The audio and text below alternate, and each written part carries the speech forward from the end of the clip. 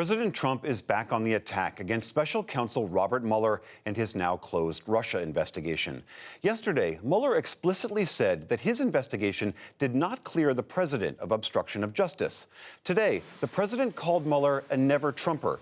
He also tried to clarify an earlier tweet that said, quote, "I had nothing to do with Russia helping me get elected."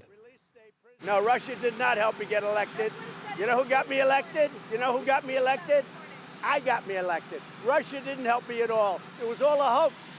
And then they say, gee, he fought back. Isn't that terrible? He fought back. Of course I fight back, because it was a false accusation. As for impeachment, the president called it a dirty, filthy, disgusting word.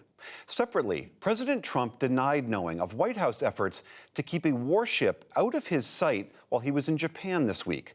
The USS John S. McCain is named in part for the late Arizona senator, who was a noted antagonist of the president's.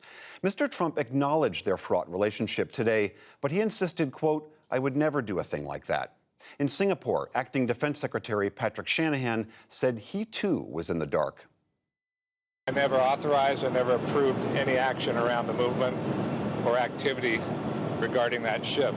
And furthermore, I would never dishonor the memory of a great American patriot like Senator McCain. Shanahan also said he's asked for a formal investigation. The push to pass a disaster aid package in Congress has failed yet again. The $19 billion measure would help victims of hurricanes, floods, and wildfires. Democrats tried again today to have the House of Representatives pass it by unanimous consent, but Republican Congressman John Rose of Tennessee blocked the action. Severe flooding plagued several states today and threatened to burst through aging levees. The Arkansas River has hit record levels and submerged parts of Fort Smith, Arkansas, near the Oklahoma border. The town's mayor today warned there may be worse to come. Let's be patient. This is a long, drawn-out process. As I moved about, I could feel that the fear that the citizens felt is beginning to subside.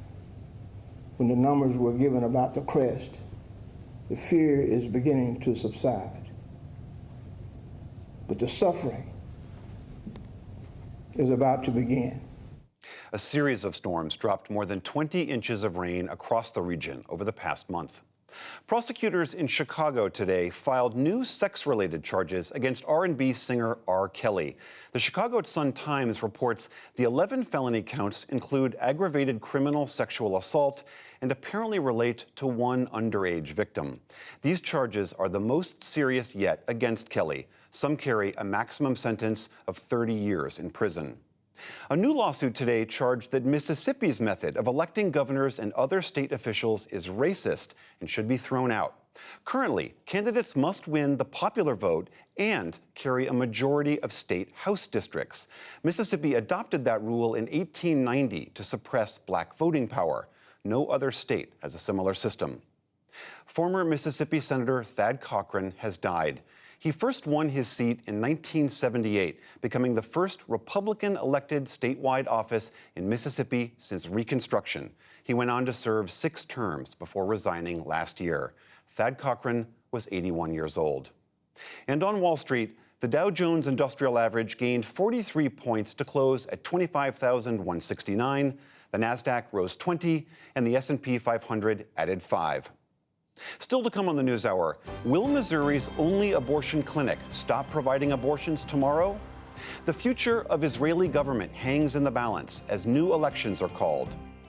Children in the world's largest refugee camp go to desperate lengths to get an education, and much more.